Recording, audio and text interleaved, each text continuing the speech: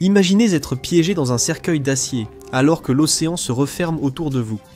C'était la réalité pour 30 000 sous-mariniers allemands, pendant l'opération Framboise, une campagne alliée qui a transformé l'Atlantique en cimetière. Les chasseurs étaient devenus les proies. Personne ne savait qui serait le prochain à disparaître, ce qui les terrifiait. Dans cet épisode de The Infographics Show, nous montrons comment une opération a fait des U-Boots nazis de véritables tombeaux. L'intérieur du U-534 en avril 1945 était une surcharge sensorielle des plus terribles. Des hommes non lavés étaient serrés épaule contre épaule. Les douches étaient un luxe que les sous-mariniers ne pouvaient pas se permettre. Le carburant diesel imprégnait tout, même la nourriture, et l'odeur âcre de la peur persistait dans l'air recyclé. La condensation tombait régulièrement de la coque sous pression. Et c'est ce qui arrive quand 49 hommes respirent dans un espace clos pendant des semaines. L'éclairage rouge d'urgence renforçait la claustrophobie et projetait une lueur surnaturelle sur l'équipage. C'était le bureau, le quartier, la salle de détente et la maison du capitaine-lieutenant Herbert Nolau, réunis dans un tube d'acier sous l'Atlantique. Nolau a commandé des U-Boots pendant 3 patrouilles, soit 160 jours au total. Il comprenait parfaitement le ping rythmique du sonar allié. Au-dessus, cachés dans l'ombre, les hélices des destroyers brassaient l'eau. Le bruit s'intensifiait et se rapprochait. Être traqué sous l'eau était une perspective terrifiante. L'équipage allemand ne voyait pas son poursuivant, ne pouvait lui échapper ni riposter efficacement. À chaque grondement lointain des charges de profondeur, l'équipage de Nolau se taisait. Il jouait à ce jeu depuis 6 heures maintenant. Chaque homme connaissait les probabilités, et il y avait de fortes chances qu'ils allèrent à mourir. Dans la demi-lumière cramoisie, ils attendaient, sachant que la prochaine déflagration pourrait écraser leur coque ou les forcer à remonter à la surface. Les équipages des destroyers britanniques qualifiaient ce massacre de simple chasse. Le destin du U-534 constitue une curieuse conclusion à ce sombre bilan. Nolau l'avait emmené pour 2 patrouilles, dans l'Atlantique Nord, avant de repartir une fois de plus en mai, 1945. Le 5 mai, quelques jours après la reddition allemande, elle a abattu un Liberator de la Royal Air Force au-dessus du 4-4, avant d'être coulée quelques minutes plus tard par un autre Liberator du 86e escadron. 9 charges de profondeur l'ont immobilisé, la dernière scellant son sort, au nord-ouest de Helsinger, Danemark. Étrangement, une grande partie de l'équipage a survécu, ce qui est rare parmi leurs pairs. C'était la guerre sous-marine. En 1945, c'était l'opération Framboise. L'Atlantique était devenu un cimetière sous-marin où les U-Boots étaient éliminés avec une grande efficacité. Alors, comment ont-ils fait? D'abord, parlons chiffres, car les statistiques qui justifièrent des opérations meurtrières comme Raspberry étaient à la fois stupéfiantes et existentielles. Entre 1939 et 1945, les sous-marins allemands ont coulé environ 2800 navires, marchands alliés, soit plus de 14 millions de tonnes de fret, équivalent à couler 3 fois la marine américaine moderne. En 1942, la Grande-Bretagne épuisait ses réserves plus vite que les convois ne pouvaient les reconstituer. L'amiral Karl Dönitz, commandant de la flotte de sous-marins, et bref successeur d'Hitler. Ayant appris le poste et la nécrologie de son supérieur, il avait fondé sa stratégie sur des calculs mathématiques stricts. Il appelait cela la guerre du tonnage.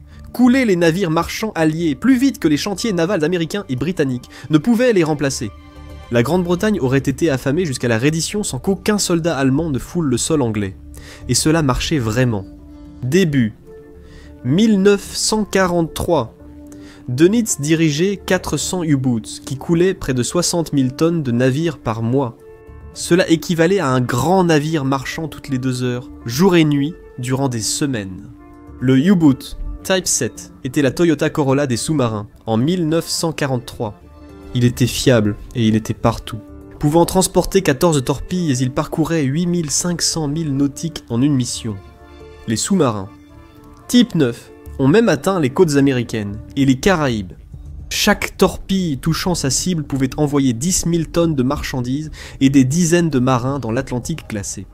La létalité des U-Boots venait du fait que Dönitz avait essentiellement inventé la guerre sous-marine moderne en étudiant les loups, de vrais loups, et en adaptant leur stratégie de chasse en meute à des tubes métalliques opérant sous l'eau.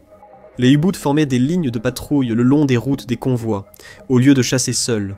Quand un sous-marin repérait un convoi, il transmettait sa position par radio, ce que les Britanniques pouvaient intercepter. Ensuite, il suivait les cibles tout en diffusant des mises à jour pendant que d'autres sous-marins convergeaient. Une fois la meute réunie, ils attaquaient en vagues coordonnées, souvent la nuit, lorsque leur silhouette discrète les rendait presque invisibles sur l'eau sombre. Les sous-marins étaient de véritables prouesses d'ingénierie.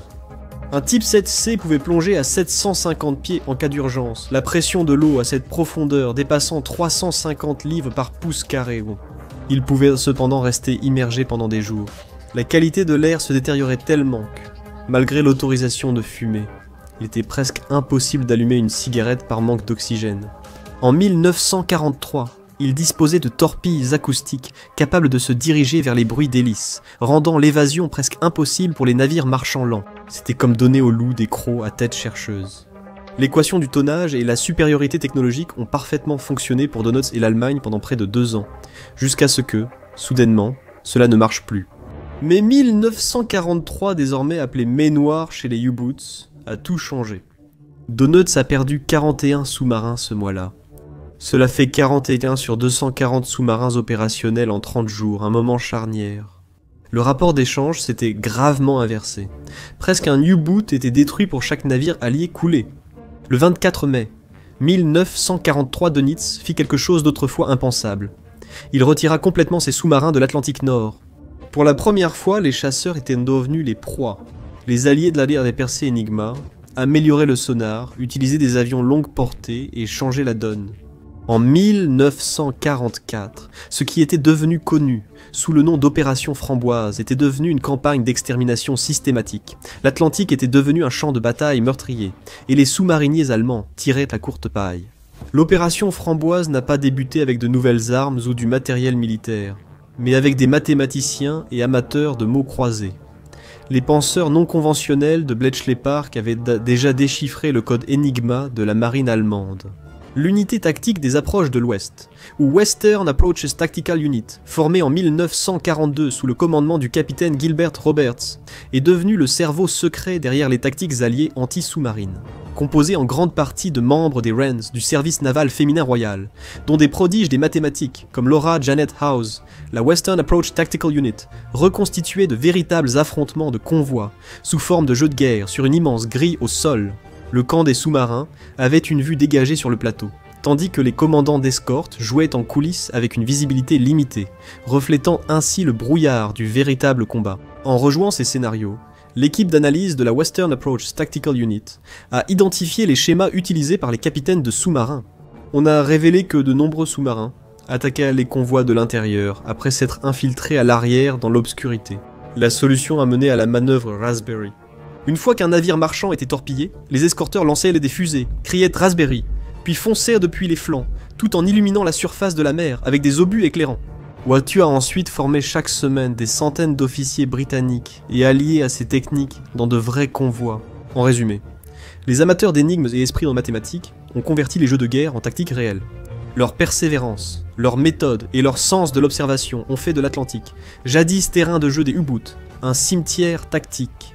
En 1944, les services de renseignement britanniques lisaient et anticipaient les ordres de Dönitz presque aussi vite que ses commandants.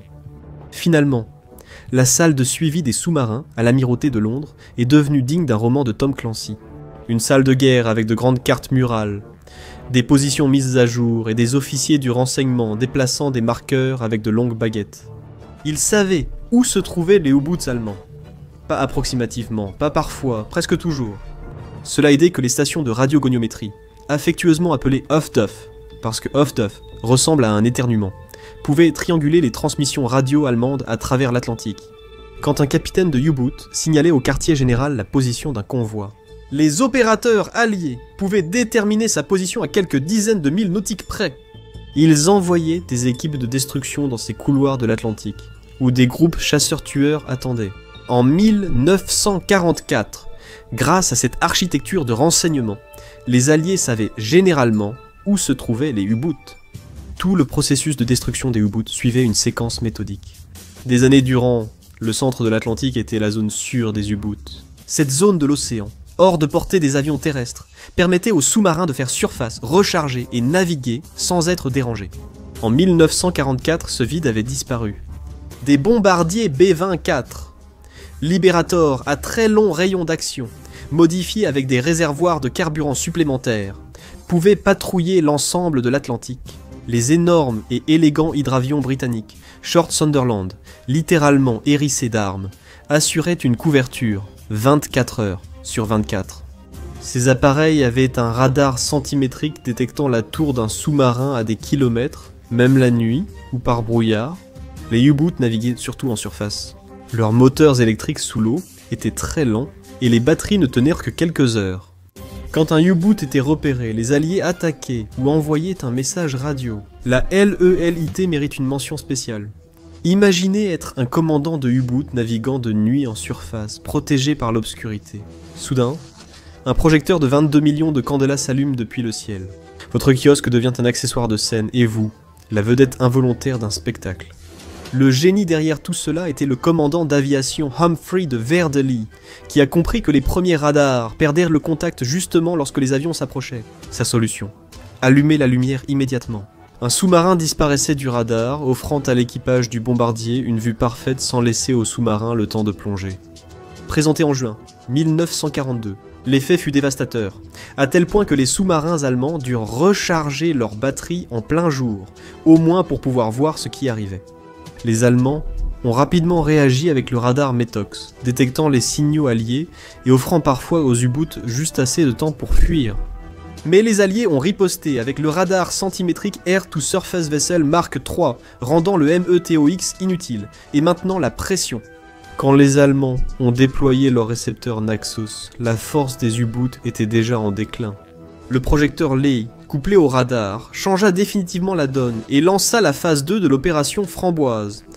En 1944, les Alliés disposaient de groupes anti-sous-marins spécialisés, surpassant largement les escortes de convois du début de la guerre. Ces groupes de chasseurs-tueurs étaient centrés sur des porte-avions d'escorte issus de navires marchands, accompagnés de destroyers dotés d'équipements de détection avancés. Les destroyers utilisaient le sonar Type Sound 44, offrant une portée et une précision accrues. Après avoir établi un contact, les opérateurs sonars pouvaient le suivre en continu et se coordonner avec les autres navires. Les tactiques de meute étaient désormais retournées contre les Allemands. Plusieurs navires encerclaient le sous-marin.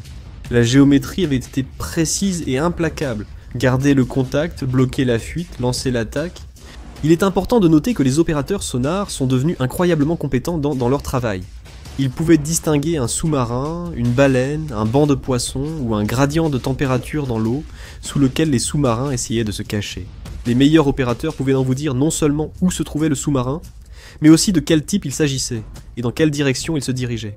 Il était maintenant temps de prendre en compte les améliorations de la technologie des charges sous-marines, qui ont joué un rôle crucial dans le renversement de la situation. En 1944, le nouveau composé explosif Torpex offrait 50% de puissance destructrice, en plus par rapport à la trinitrotoluène. Ces charges pouvaient être pré-réglées, pour exploser à des profondeurs allant jusqu'à 900 pieds, soit plus profondément que la plupart des U-boots pouvaient plonger. Les navires alliés les larguaient selon des schémas précis, nommés recherche en carré ou attaque rampante. Leurs ondes de choc hydrostatique pulvérisèrent les hommes de l'intérieur. Puis vint le hérisson. Ce mortier à tir vers l'avant lançait 24 projectiles à fusée de contact, selon un schéma elliptique devant le navire attaquant. Contrairement aux charges sous-marines, larguées derrière le navire et brouillant le sonar par leurs explosions, les projectiles Hedgehog n'explosaient que lors d'un impact direct avec la coque du sous-marin.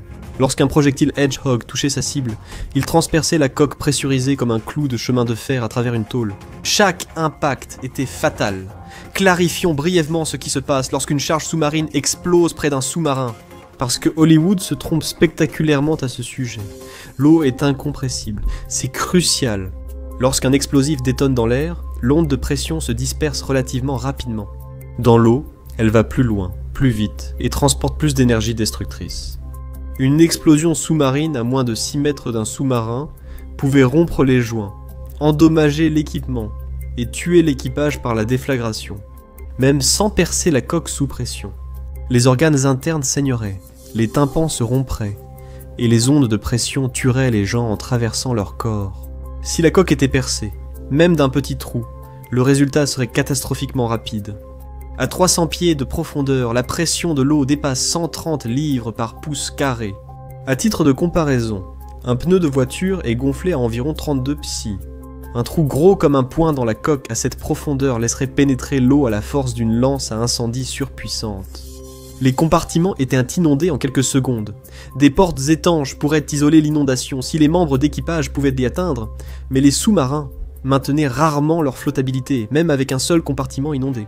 Ensuite, le sous-marin entamerait sa dernière plongée. Et c'est là que la physique devient vraiment terrifiante. À 900 pieds, soit le double de la profondeur prévue pour un type 7, la coque de pression s'effondrerait vers l'intérieur, sans exploser. La différence est importante. L'implosion, plus rapide que la perception humaine, a tout écrasé à l'intérieur quand le joint a cédé. Corps, équipements et structures ont été compressés en microsecondes. Les relevés sonars modernes montrent certaines épaves avec des trous comprimés à la moitié de leur diamètre d'origine. Pour les sous-marins forcés de faire surface à cause de dommages, l'issue était souvent pire. Les canons de pont des destroyers pouvaient pivoter rapidement pour viser la passerelle. Les équipages qui tentèrent d'abandonner le navire étaient la cible de tirs de mitrailleuses, une pratique controversée mais fréquente, malgré son interdiction officielle. Voici la version édulcorée. La réalité était pire. Les rares survivants allemands, ayant subi des attaques à la grenade sous-marine, ont décrit des heures d'une véritable torture psychologique sous l'eau. Les commandants imposaient la navigation silencieuse en profondeur, machines arrêtées et équipages retenant son souffle dans un silence total. Les hommes, immobiles à leur poste, n'osaient bouger tandis que les hélices des destroyers tournaient au-dessus et que des grenades sous-marines explosaient. Les ampoules éclataient dans leurs douilles. L'isolant utilisé pour réduire la condensation tombait comme une neige toxique. Les conduites hydrauliques éclataient, projetant de l'huile qui rendait tout glissant et empestait le pétrole. Les manomètres se fissuraient. Et toujours cette question qui martelait l'esprit de chaque homme. Est-ce que la prochaine explosion sera celle qui percera? Quand la coque cédait, on n'avait souvent pas le temps de mettre un gilet de sauvetage ou d'évacuer selon la procédure. L'Atlantique Nord avait en moyenne 10 degrés Celsius assez froid pour provoquer l'hypothermie en moins d'une heure, même en atteignant la surface. Mais la plupart des sous-mariniers n'ont jamais eu cette chance. Ils se noyaient dans l'obscurité alors que l'océan s'engouffrait sous une pression insupportable. D'autres mouraient, sur le coup, lors de l'implosion de la coque pendant la descente. Certains suffoquaient lorsque les systèmes de plongée défectueux n'expulsaient plus l'eau des ballasts, les piégeant au fond alors que l'air diminuait. Certains sous-marins coulaient lentement, laissant à l'équipage le temps de comprendre la situation. Le temps d'écrire un dernier message que personne ne lirait, de prier, de maudire ou d'attendre dans l'obscurité. Lorsque l'aiguille du manomètre dépassa la marque de profondeur d'écrasement, la coque poussa un hurlement métallique, l'acier commençant à céder. Et puis plus rien. Entre 1944 et 1945, lors d'opérations comme Framboise à leur efficacité maximale, les pertes de sous-marins devinrent insoutenables. Rien qu'en 1944, 242 sous-marins ont été détruits, soit presque un tous les 1 jour et demi. L'Allemagne fabriquait des sous-marins, formait des équipages et les envoyait en mission, mais ils coulaient avant même d'achever leur première patrouille. En janvier 1945, 13 sous-marins furent perdus, puis 21 autres, en février. En mai 1945, lors de la capitulation de l'Allemagne, Donetsk ne dirigeait plus qu'environ 150 sous-marins, contre plus de 400 auparavant. Les zones de destruction de l'opération Framboise sont apparues clairement dans les données.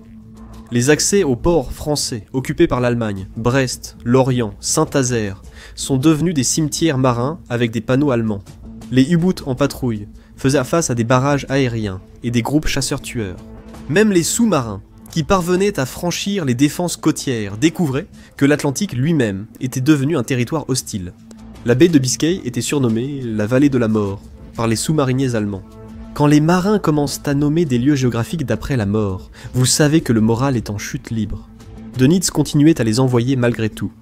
Les ordres restent des ordres, même s'ils condamnent à mort. L'archéologie sous-marine moderne est devenue une sorte de médecine légale pour la guerre navale. Plus de 200 épaves de U-boot ont été localisées et cartographiées dans l'Atlantique, chacune racontant comment elle a coulé. Prenez le U-515 coulé par l'escorteur USS Chattelon le 9 avril 1944. Le sonar à balayage latéral révèle des dégâts typiques des charges Hedgehog, la section avant éventrée par des projectiles ayant percé la coque sous pression. Le sous-marin a coulé en moins de 2 minutes, causant la mort de 16 des 60 hommes à bord. Les 44 survivants n'ont été secourus que parce que la mer était relativement calme et que l'attaque a eu lieu en plein jour. La mer calme et la lumière du jour coïncidaient rarement. La majorité des équipages de sous-marins coulés l'ont été de nuit par mauvais temps, rendant les chances de survie à la surface très faibles. Le U-5 146 détruit le 24 avril 1945 par 8, destroyer d'escorte coordonnée, illustre la puissance d'une force écrasante. Cette épave indique qu'elle a là été surprise en surface par des avions, forcée de plonger alors qu'elle était endommagée, puis traquée systématiquement pendant 11 heures. Il est difficile d'imaginer rester 11 heures sous l'eau, dans un sous-marin endommagé, alors que 5 navires larguent des charges de profondeur. La section arrière a finalement été écrasée. Le sous-marin a refait surface hors de contrôle et les marins fuyants ont essuyé des tirs de canon de pont. Une grande partie de l'équipage a survécu grâce à un capitaine de destroyer qui, malgré les ordres, a cessé le feu pour permettre le sauvetage, sauvant probablement 33 vies. Cependant, 8 des survivants ont ensuite été torturés par des membres du personnel militaire américain. L'opération Framboise a eu un impact au-delà des sous-marins détruits. L'impact psychologique sur les équipages de U-Boot survivants est devenu un facteur que le quartier général naval allemand ne pouvait ignorer. Début 1945, certains sous-marins restaient immergés durant toute leur patrouille dans des eaux lointaines, évitant le combat pour survivre jusqu'à la fin de la guerre. Les équipages engagés au combat faisaient face à une mutinerie croissante. Les ordres de Dönitz étaient de plus en plus désespérés et déconnectés de la réalité. Il ordonnait aux sous-marins d'attaquer malgré les risques, sachant que la plupart ne reviendraient pas. Certains commandants ont ignoré les ordres et sont restés immergés en attendant la capitulation allemande. D'autres ont obéi aux ordres et disparu. L'Atlantique les a engloutis, ne laissant qu'une nappe de pétrole et quelques débris flottants. La menace sous-marine neutralisée, les convois américains vers la Grande-Bretagne sont devenus des routes fiables pour le matériel de guerre. L'invasion du jour Jean-Juin 1944 a été facilitée par l'opération Framboise et d'autres campagnes ayant éliminé les menaces sous-marines à l'ouest. Le fond de l'océan garde la plupart des tombes de sous-marins et leurs victimes largement intactes. Les balayages sonars les révèlent dispersés sur le fond marin. Des monuments à la capacité de la guerre industrielle de tuer efficacement et sans pitié. L'eau est froide, sombre et silencieuse. L'acier se corrode depuis 8 décennies. Les morts attendent là, dans les profondeurs, depuis 1945. Ils n'attendent plus d'être secourus. Juste la reconnaissance qu'ils étaient là, qu'ils se sont battus, qu'ils sont morts. Et cette guerre, sous l'eau, c'est peut-être le pire de tous. L'opération Framboise a transformé les U-Boots allemands en tombes sous-marines. Mais tous les équipages n'ont pas connu le même sort. Regardez le plus grand sauvetage de sous-marins jamais réalisé, en échappant au naufrage du sous-marin USS Squalus, pour découvrir la mission qui a défié toutes les probabilités. Ou cliquez plutôt sur cette vidéo.